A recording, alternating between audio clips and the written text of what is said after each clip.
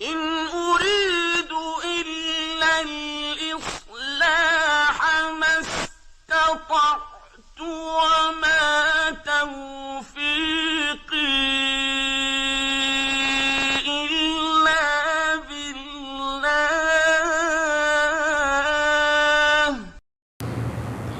اسی پر حکمت کتاب میں سے سورۃ المائدہ کی آیہ مبارکہ 48 کا آخری حصہ با ترجمہ تلاوت کیا ہے۔ انسان کی یہ فطرت ہے کہ جب وہ کسی کام کا ارادہ کرتا ہے تو اس کام کو انجام دینے کے لیے وہ اس کی منصوبہ بندی کرتا ہے، پلاننگ کرتا ہے۔ کاروبار کی مثال لے لیں، تب بھی وہ دیکھتا ہے کہ مجھے کس جگہ کون سا اور کیسے کاروبار کرنا چاہیے، اور جو کاروبار کر رہا ہوں مجھے وہ کتنا فائدہ مند ہوگا۔ بچوں کی شادی، اس حوالے سے ہم مثال لیں تو ہم دیکھتے ہیں کہ ایک گھر کا سربراہ اپنے بچوں کی شادی کے حوالے سے اتنا سنجیدہ ہے کہ وہ اس کے ایک ایک پہلو اور ایک ایک کام اور عمل کے لیے تیاری کرتا ہے، منصوبہ بندی کرتا ہے، اور ہر وہ عمل کرتا ہے جس میں اسے فائدہ نظر آ رہا ہوں۔ یہ دنیا کی مثالیں ہیں کہ ہم دنیا کے حصول کے لیے اتنا اپنے آپ کو سنجیدہ رکھتے ہیں اور اپنا نقصان برداشت نہیں کرتے ہیں۔ رمضان المبارک کا مہینہ اپنی تمام تر رحمتیں اور برکتیں لے کر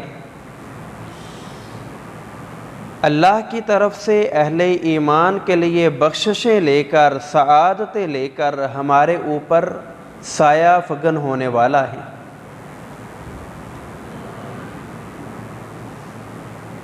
اس مہینے کے حوالے سے ہماری کتنی تیاری ہے، ہم نے کتنی منصوبہ بندی کی ہے۔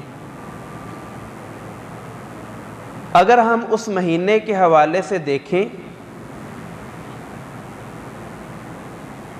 تو رمضان کا مہینہ اتنا سعادتوں والا مہینہ ہے کہ رسول اللہ صلی اللہ علیہ وسلم نے ارشاد فرمایا، اذا دخلت الرمضان، جیسے ہی رمضان کا مہینہ شروع ہوتا ہے، فتحت ابواب السماء، اللہ تعالیٰ آسمان کے دروازے کھول دیتا ہے۔ اور دوسری روایت، فتحت ابواب الرحمت، اللہ تعالیٰ رحمت کے سارے دروازے کھول دیتا ہے۔ اور تیسری روایت، فتحت ابواب الجنہ، اللہ تعالیٰ جنت کے 8 دروازے کھول دیتا ہے۔ اور دوسری طرف، وسلسلۃ الشیاطین، تمام شیطانوں کو جکڑ دیا جاتا ہے، قید کر دیا جاتا ہے۔ وغلقت ابواب جہنم، جہنم کے سارے دروازے بند کر دیے جاتے ہیں۔ جیسے ہی رمضان کا مہینہ شروع ہوا، آسمان کے دروازے بھی کھل گئے، رحمت کے دروازے بھی کھل گئے، جنت کے دروازے بھی کھل گئے، اور ہر وہ کام، ہر وہ شخص، ہر وہ شیطان، ہر وہ برا عمل جس کی وجہ سے انسان جہنم میں جا سکتا ہے، تمام شیاطین جکڑ دیے گئے، جہنم کے سارے دروازے بند کر دیے گئے۔ وَيُنَادِي مُنَادٍ، پھر اللہ تعالیٰ ایک فرشتے کی ذمہ داری لگا دیتے ہیں، وہ اعلان کر کے کہتا ہے یا باغی الخیر اقبل، اے نیکیاں کرنے والے، اے اللہ کی عبادت کرنے والے، اے صدقات و خیرات کرنے والے، اقبل، پہلے سے بڑھ کر نیکیاں کر، وَيَا بَاغِيَ الشَّرِّ اقصر، اے گناہگار اب باز آ جا، گناہ چھوڑ دے، تیرے لیے اللہ نے نیکی آسان کر دی ہے، وَيَا بَاغِيَ الشَّرِّ اقصر، گناہ گار بندے، گناہ کرنے والے اپنے آپ کو اس مہینے میں گناہوں سے روک لیں۔ یا اس حدیث کو یوں سمجھیں کہ ایک شخص نے کسی شہر میں جانا ہو، اپنی کسی منزل پہ پہنچنا ہو، تو اس بندے کو پروٹوکول دیتے ہوئے تمام راستے صاف کر دیے جائیں، تمام رکاوٹیں ہٹا دی جائیں اور کہہ دیا جائے کہ تیرے منزل کے حصول کے لیے تمام رکاوٹیں دور کر دی گئی ہیں، لہٰذا تو اپنی منزل پر آسانی سے پہنچ سکتا ہے، جلدی پہنچ سکتا ہے۔ یہی مثال یہاں پہ ہے کہ انسان کے جنت میں جانے کی جو رکاوٹ گناہ ہیں، وہ گناہوں سے روک دیا گیا، جہنم کے دروازے بند کر دیے گئے، شیاطین گناہ کی طرف مائل کرنے والے جکڑ دیے گئے، اور کہہ دیا گیا کہ ابواب الجنتی، تیرے لیے جنت کے 8 دروازے کھول دیے گئے ہیں، رمضان کی ایسی تیاری کر کہ تو جنت کے 8 دروازوں میں سے اللہ کی جنت میں داخل ہو جائے۔ اس رمضان ہمیں اس طرح کی تیاری کرنی پڑے گی تاکہ اللہ رب العالمین کے ہاں ہماری قدر ہو جائے، ہماری مرتبہ، مقام، رفعت، بلندی بڑھ جائے، ہم اس قدر نیکیاں کرنے والے بن جائیں۔ اس ماہ مقدس میں سب سے پہلا کام جو ہم نے کرنا ہے وہ اس مہینے کے روزے رکھنے ہیں۔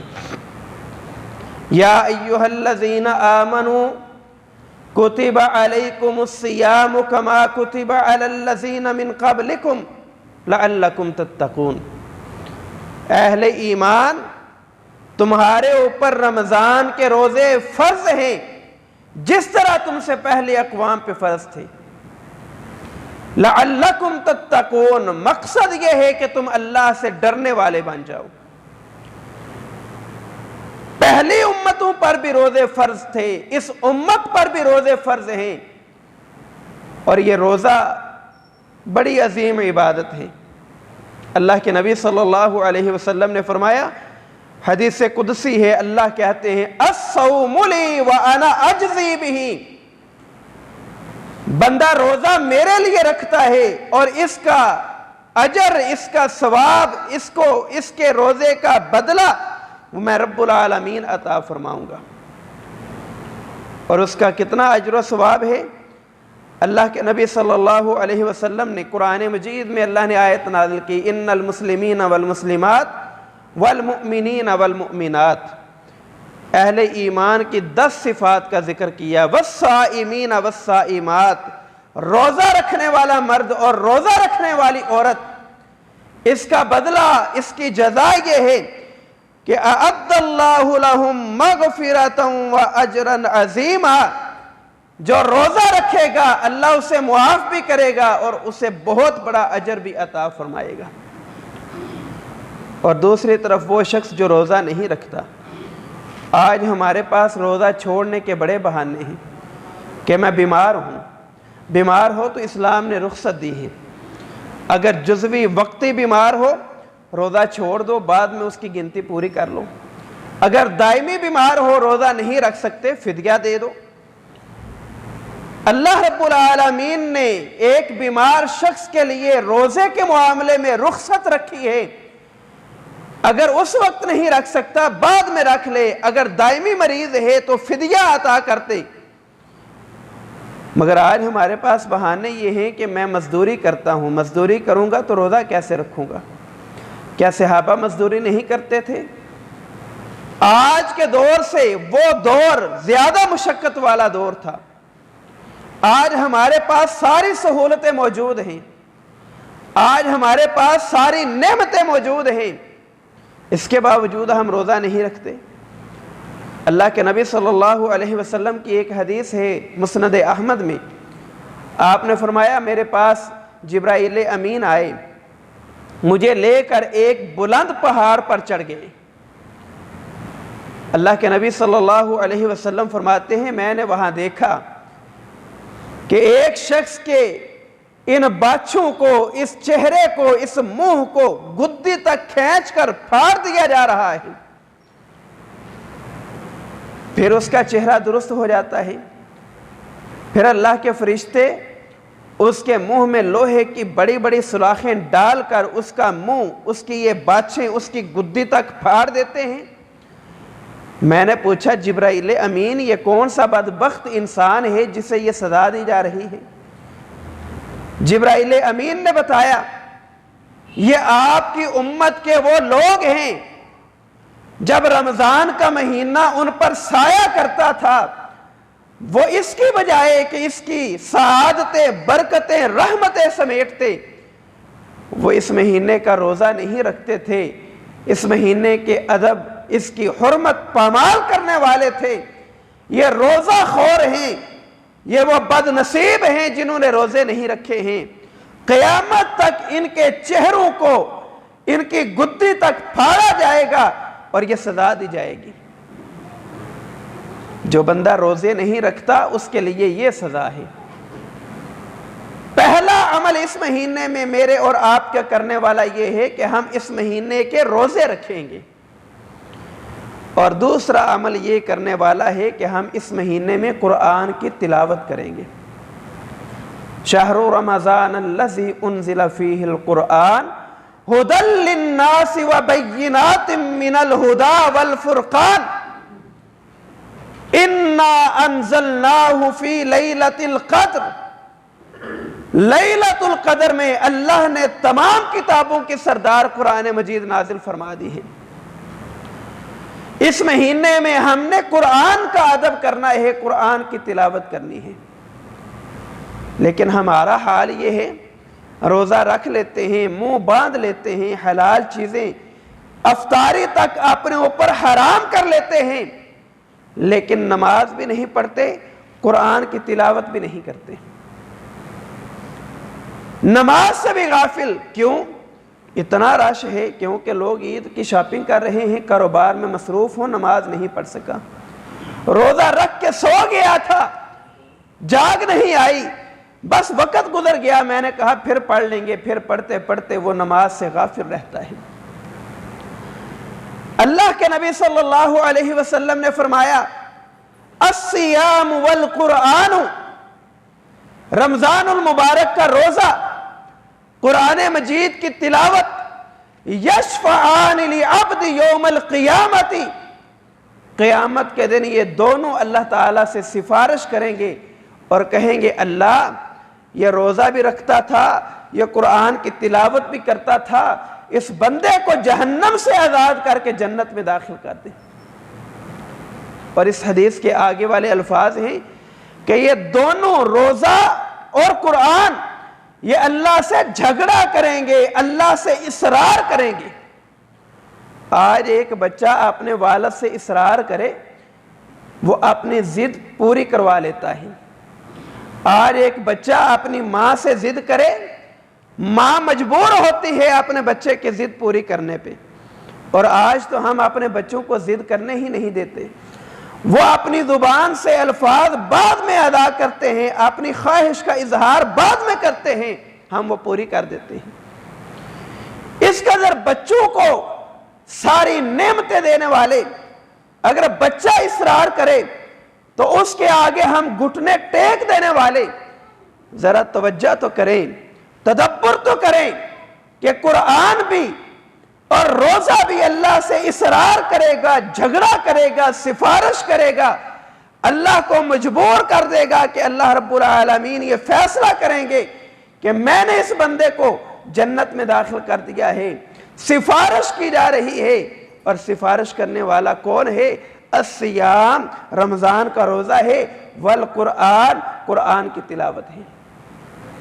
اور جو بندہ قرآن پڑھتا ہے، الماہر بالقرآن مع السفرۃ الکرام بررا، قرآن خوش لہانی سے پڑھتا ہے، سمجھ کر پڑھتا ہے، قیامت کے دن اللہ تعالیٰ اسے معزز فرشتوں کے ساتھ کھڑا کر دے گا۔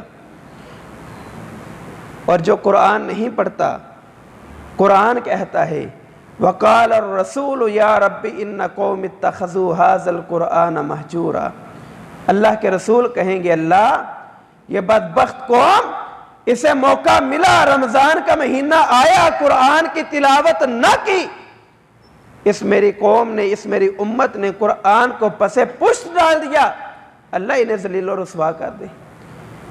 اس مہینے میں روزے بھی رکھنے ہیں، اس مہینے میں قرآن کی تلاوت بھی کرنی ہے۔ تیسرا کام جو میرے اور آپ کے کرنے والا ہے وہ نماز تراویح ادا کرنا ہے۔ نماز تراویح ہم سمجھتے ہیں یہ زائد عبادت ہے، یہ نفلی عبادت ہے، کر لی تو ٹھیک ہے، نہ کری تو کوئی بات نہیں، نہ کی تو کوئی بات نہیں۔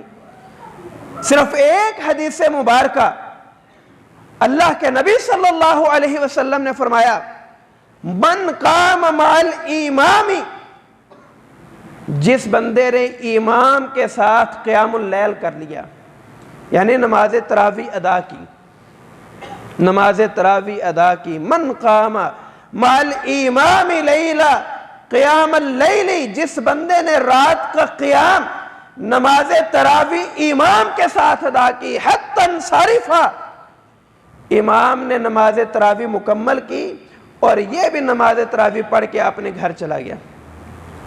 یہاں پہ دو چیزیں ہیں، ایک امام کی امامت میں، اقتداء میں، اور دوسرا ساری نماز تراویح۔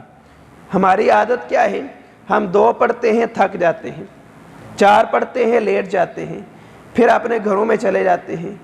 حتی انصرفا، امام سلام پھیر کے فارغ ہو، نماز تراویح مکمل پڑھے، تم بھی نماز تراویح مکمل پڑھو۔ حتی انصرفا، پوری نماز تراویح ادا کرنے کے بعد تم اپنے گھروں میں چلے جاؤ، تمہیں انعام یہ ملے گا غفر لہ ما تقدم من ذنبی، اللہ تمہارے گزشتہ گناہ معاف کر دے گا۔ اس حدیث مبارکہ سے نماز تراویح کی اہمیت معلوم ہوتی ہے۔ دیکھیں گے کہ کتنا شوق اور جذبہ ہے ہمارے اندر۔ ابھی تو پچھلا جمعہ آپ نے سنا تھا کہ نماز با جماعت ادا کرنا ایک مسلمان کے لیے ضروری ہے، تکبیر اولیٰ سے پڑھنا ضروری ہے۔ ہم نے کتنا عمل کیا ہے؟ میں اپنے گریبان میں منہ ڈال لوں، آپ اپنے گریبان میں منہ ڈال لیں۔ ہماری حال یہ ہے کہ ہم سنا کے سنی، ایک کان سے سنا دوسرے سے نکال دیا، بس کہنے والا کہہ دے کافی ہے، عمل ہم نہیں کریں گے۔ مولوی عمل نہ کرے تو بد عملی اور بے عملی کے اس پر فتوے، ہم عمل نہ کریں، ہم پکے مسلمان، پکے موحد، پکے نمازی۔ با جماعت نماز ادا کرنا ایک مسلمان کے لیے لازم ہے، اور نماز تراویح با جماعت امام کی معیت میں ادا کرنا یہ رمضان کا حسن ہے، یہ رمضان کا امتیاز ہے۔ ہم نے نماز تراویح چھوڑ دی، مساجد ویران ہو گئی، اور آخری عشرہ جو اعتکاف کا ہوتا ہے اس میں ہم نے بازاروں کا رخ کر دیا۔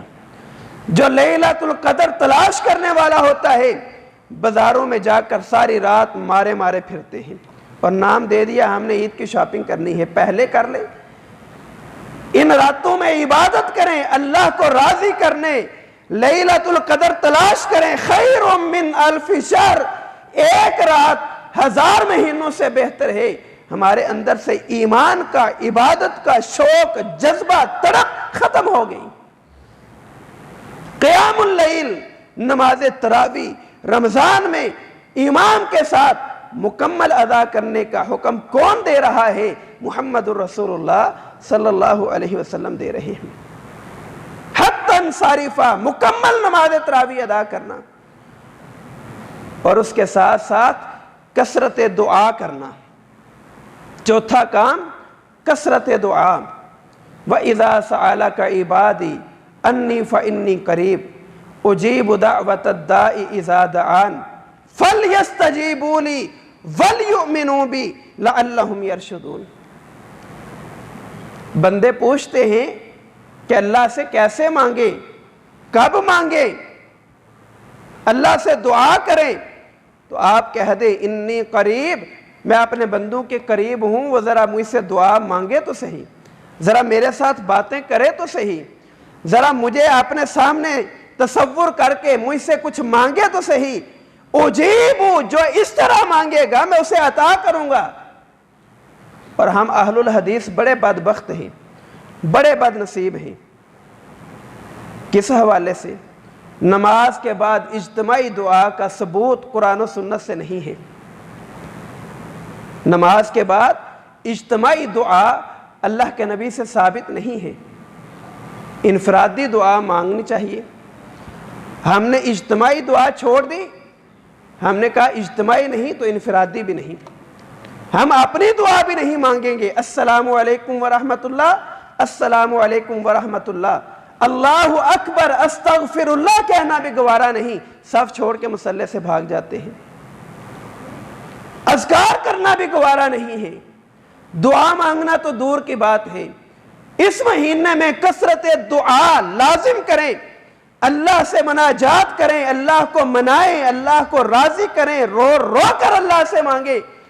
اللہ کے نبی صلی اللہ علیہ وسلم نے فرمایا ثلاث دعوات مستجابات، 3 دعائیں ایسی ہیں مستجاب جو اللہ رد نہیں کرتا، لازمی قبول کر لیتا ہے۔